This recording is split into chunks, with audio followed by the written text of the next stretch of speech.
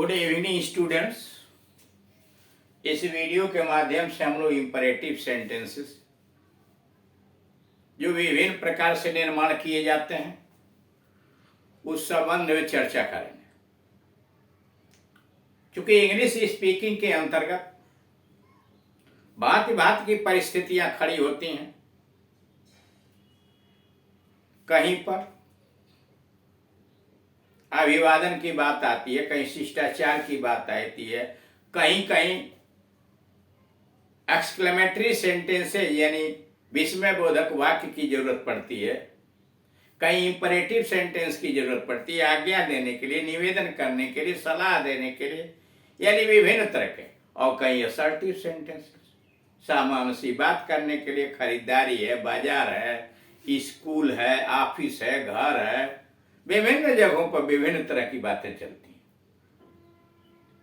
इसलिए आवश्यक हो जाता है कि हम हर विधा के सेंटेंसेस को, शब्दों को, वाक्यांशों को अपने मन में बैठा ले, रट के, समझ के उसकी मीनिंग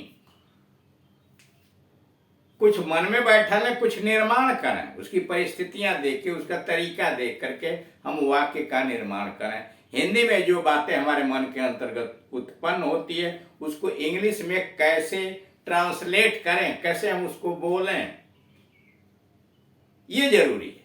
और इसके लिए ट्रांसलेशन पर भी कमांड होना चाहिए, टेंसेज पर भी कमांड होना चाहिए। मतलब अगर आप फ्लुएंटली इंग्लिश बोलना चाहते हैं, ये काम तो करना पड़ेगा। और सबसे जरूरी बात है, काम कोई भी हो, चाहे वो इंग्लिश स्पीकिंग हो या अन्य हो, कोई परीक्षा पास करनी हो, तो आप पहले अपने आप को दृढ़ संकल्प कीजिए, डिटरमाइन कीजिए कि आप यह करेंगे। सकारात्मक भाव लगे, आप करके छोड़ेंगे। और तब अच्छे विधि से, अच्छे तौर तरीके से प्लानिंग बना के उसकी शुरुआत कीजिए। Well begin half done. अच्छी तरह से अगर योजनाबद्ध तरीके से किसी कार्य की शुरुआत की जाती है तो आधा कार्य मान लीजिए तक पूरा तभी हो गया। फिर प्रयास कीजिए, प्रयत्न कीजिए, अपने कार्यों पर जितनी जरूरत लेबर की वह दीजिए और लगातार प्रयास कीजिए, उसका अभ्यास कीजिए। क्योंकि इंग्लिश स्पीकिंग है तो पहले थियोरेटिकली समझ लीजिए, बहुत सारे इसके स्टेप है, सुनिए, सुन के वैसा बोलने का प्रयास कीजिए, उसको लिखिए, मनन करके दिमाग में बैठाइए, पढ़िए, पढ़ के समझिए, ये बहुत सारी चीजें हैं। और उसी के अनुरूप आप दूसरी चीजों का निर्माण कीजिए, यानी लिखना, पढ़ना, सुनना, समझना और बोलना, इतने स्टेप हो गया और सबका जानना जरूरी है। यहाँ पर इंपरेटिव सेंटेंसेस डाले गए हैं। इसके पहले वाले वीडियोस के अंतर्गत भी इंपरेटिव सेंटेंसेस थे कि अधिक से अधिक आप जान लें कि आदेश कैसे दिया जाता है। जैसे प्रत्येक वस्तु, sentences of order and instruction. Order और इंस्ट्रक्शन मतलब आदेश और निर्देश व्यक्त करने वाले वाक्य। आदेश और निर्देश व्यक्त करने वाले वाक्य, ठीक। अब इसमें पहला है, प्रत्येक वस्तु क्रम से रखो। मान लीजिए तीतर बीतर चीजें हैं, सामान नहीं मिल रहा है, तो उसके लिए क्या कह रहा है, प्रत्येक वस्तु क्रम से रखो। अरेंज, व्यवस्थित करो। Arrange everything in order. Arrange everything in order अथवा keep everything in order. Keep everything in order. स्याही से लिखो, राइट इन इंक। स्याही से लिखो, राइट इन इंक। और अगर मान लीजिए उसी के आगे जोड़ दिया, जरा स्याही से लिखना तो डू राइट इन इंक। जरा स्याही से लिखना तो डू राइट इन इंक। जब या स्याही से जरूर लिखना, स्याही से अवश्य लिखना तो डू राइट इन इंक। मूर्ख मत बनो, निगेटिव सेंटेंस। और जब निगेटिव सेंटेंस की संरचना करनी होती है तो क्रिया के पहले डोंट लगा दिया जाता है और कभी नहीं के लिए नेवर लगा दिया जाता है। जैसे मूर्ख मत बनो, डोंट बी सिली, मूर्ख मत बनो, डोंट बी सिली। अतिथियों की सेवा करो, अटेंड टू द गेस्ट, अतिथियों की सेवा करो, अटेंड टू द गेस्ट। तुम अपने कार्य में ध्यान दो, तुम अपने कार्य में ध्यान दो। माइंड योर ओन बिजनेस, तुम अपने कार्य में ध्यान दो, माइंड योर ओन बिजनेस। दोनों हाथे से पकड़े रहो, होल्ड विथ बोथ हैंड्स, दोनों हाथों से पकड़े रहो, होल्ड विथ बोथ हैंड्स। देश सेवा में जान दे दो, देश सेवा में जान दे दो। Sacrifice your life for the Motherland, sacrifice your life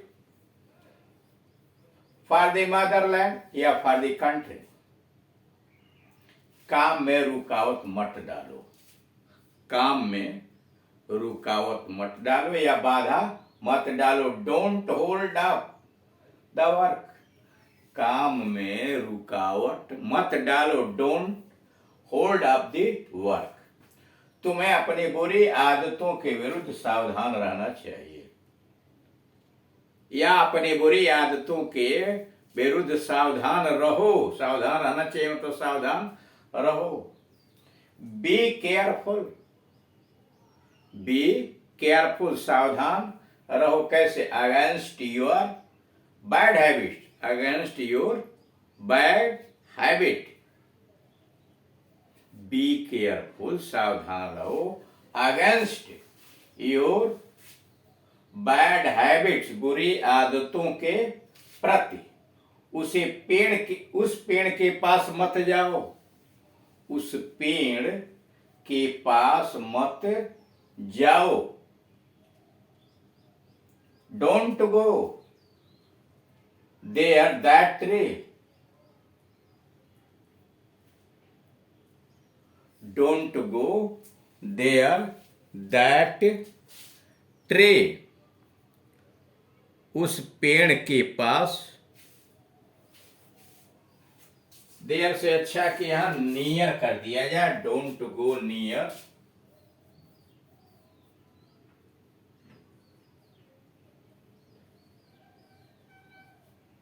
don't go near that tree, don't गो, सारी यहां देयर लिख दिया था। Don't go near that tree. इस दिलचस्प कहानी को अवश्य पढ़ो। अब देखिए, अवश्य, जरूर, तो इत्यादि लग गया, तो उसके लिए क्या करेंगे? क्रिया के पहले डू लगा देंगे, क्रिया के पहले डू लगा देंगे। इस दिलचस्प कहानी को अवश्य पढ़ो। डू रीड, अवश्य पढ़ो। Do read this interesting story, do read, अवश्य पढ़ो दिस इंटरेस्टिंग स्टोरी। कल मुझसे जरूर मिलो या अवश्य मिलना, कल मुझसे अवश्य मिलना, कल मुझसे जरूर मिलो या मिलना। डू सी मी टुमारो, मान लीजिए केवल रहता मुझसे कल मिलो तो सी मी टुमारो, सामान्य सा। लेकिन जब अवश्य करेंगे, दबाव देंगे, जोरदार कथन करेंगे, तो कल मुझसे अवश्य मिलना, तो क्या करेंगे? Do see me tomorrow, do see me tomorrow. अब आइए, पेंसिल से जरूर लिखो, फिर हो गया। एक तो रहा पेंसिल से लिखो, तो राइट इन पेंसिल, सीधी सी बात। लेकिन जरूर लिखो तो उसके आगे डू डाल दीजिए, डू राइट इन पेंसिल। अब इसकी बनावट जरा देखिए, डू राइट। अब कहेंगे कि ये दो क्रिया ही है, यहां डू सहायक क्रिया नहीं है, ये फाइनाइट वर्ब है, यानी मुख्य क्रिया है, और यहां यह राइट जो है इन्फिनिटिव है। इसकी बनावट है क्रिया प्लस इन्फिनिटिव विदाउट टू, यानी यहां टू छिपा लिया गया है, इसीलिए लग रहा है कि दोनों क्रियाएं हैं। यह क्रिया मुख्य क्रिया है, यह इन्फिनिटिव है। डू राइट इन पेंसिल, तुम यहां आओ, यू कम हियर, तुम यहाँ आओ, यू कम हियर, यू। यहाँ ध्यान दीजिए, तुम यहाँ आओ, यू कम हियर, या कम हियर यू। अगर पहले आया यू, पहले तुम की अंग्रेजी पहले लिखा, तब यहाँ कमा नहीं लगाएंगे। लेकिन वही यू पीछे चला गया, कम हियर यू, तब उसके पहले यानी यू के पहले कामा लग जाएगा। इसका ध्यान रखेंगे। लेकिन इनके अलावा अन्य कोई मोहन सोहन कुछ भी हो तो यहाँ आएगा, मोहन यहाँ आना तो मोहन कमा कर देंगे, कम हियर। सीता जरा गीत गाना, सीता कामा सिंग ए सॉन्ग, ऐसे करके। और पीछे भी कर सकते हैं, सिंग ए सॉन्ग सीता। अब दोनों में अच्छा क्या है? ज्यादा अच्छा माना जाता है कि पीछे लिखिए, सब कोई यहां आओ तो कमान एवरीबॉडी, कमान एवरीबॉडी, सब कोई, या come here everybody, come on everybody, या कम हियर एवरीबॉडी। कोई रिक्शा बुलाओ, काले रिक्शा समबॉडी, पीछे चला गया, काले रिक्शा समबॉडी। मोहन यहाँ आओ तो मोहन कम हियर, मोहन यहाँ आओ तो मोहन कमा करके कम हियर कर देंगे। और उसी को आप ऐसे भी तो कह सकते हैं, कम हियर, और उसके बाद कामा करने मोहन, कम हियर मोहन, कामा हो गया वहां। अगला नंबर है उषा, चाय तो लाओ, Usha bring a cup of tea, Usha bring a cup of tea. ऐ लड़के पंखा बंद करो, switch off the fan, you boy, ऐ लड़के, ऐ लड़के पंखा बंद करो, स्विच ऑफ द फैन। अब मान लीजिए इसकी बनावट देखिए, आगे चला गया कामा करके यू बॉय। मान लीजिए कहना तुम लड़कों तो यू बॉयज, तुम लड़कियों यू गर्ल्स, तुम पंखा बंद करो, तुम मोहन तो यू मोहन। अब वहां यू लिखने की जरूरत नहीं, मोहन पंखा बंद करो।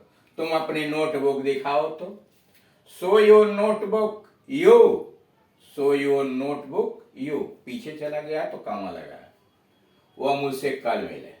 अब यह थर्ड पर्सन में है, यहाँ तो सीधे आप आदेश दे रहे हैं, लेकिन यह थर्ड पर्सन में एक तरह से कहिए परोक्ष रूप से यह आदेश दिया जा रहा है। Late her see me tomorrow, late her see me tomorrow, या लेट हिम सी मी टुमारो।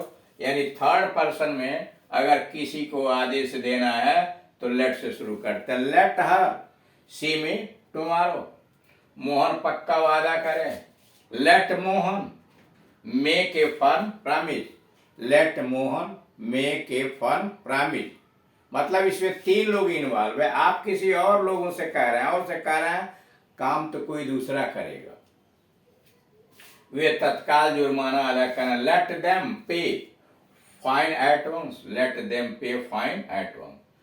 अब यहां देख रहे हैं आप, इसमें सब थर्ड पर्सन है, let Mohan, let them, let him. यहां मी और यू नहीं आएगा, लेट मी यहां नहीं लिखेंगे आप। हल्ला न हो, अब यह एक दूसरे तरह का नमूना दे, हल्ला न हो। यह भी क्या कर रहे हैं, परोक्ष रूप से समझा रहे हैं, हल्ला न हो तो let there be no noise, let there be no noise. शांति हो, लेट देयर बी पीस, शांति हो, लेट देयर बी पीस। तो इस तरह से देख रहे हैं विभिन्न प्रकार के आज्ञा सूचक वाक्य या निर्देशात्मक वाक्य थे, जिसको आपके सामने रखा गया। इसे आप तैयार करके मन में बैठा लें। अब अगले वीडियोस के अंतर्गत रिक्वेस्ट तो यहाँ भी हो जाएगा, आगे प्लीज लगा दीजिए, please arrange the thing in order, please write in ink, कृपया स्याही में लिखिए। ये सारे वाक्य प्लीज लगा देने से रिक्वेस्ट में बदल जाएंगे। लेकिन कुछ दूसरे रिक्वेस्ट प्रकार के या एडवाइस की अगले वीडियोस के अंतर्गत शो की जाएगी। Thank you.